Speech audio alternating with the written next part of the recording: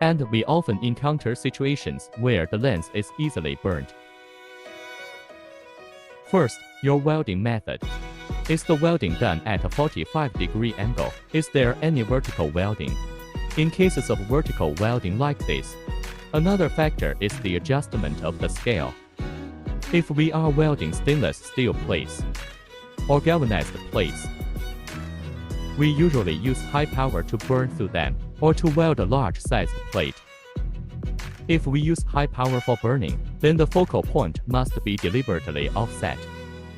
That is, for example, if the focal point is around 0, we need to extend the entire scale tube to around 5 mm. This way, the light will be softer. Currently, we are at the correct focal point. During welding, there are significant sparks.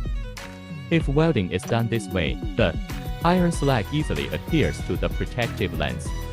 How to make an adjustment? Extend the scale tube by 5 mm at the focal point. Extend it by 5 mm. It will be slightly defocused.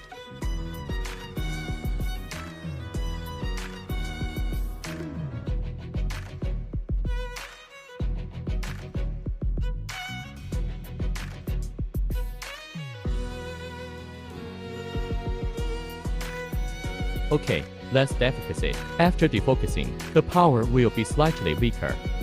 Usually, after defocusing, we add an additional 100 to 200 units to the original tool. Now, let's see how the defocusing affects the size of the sparks. The light will also become softer.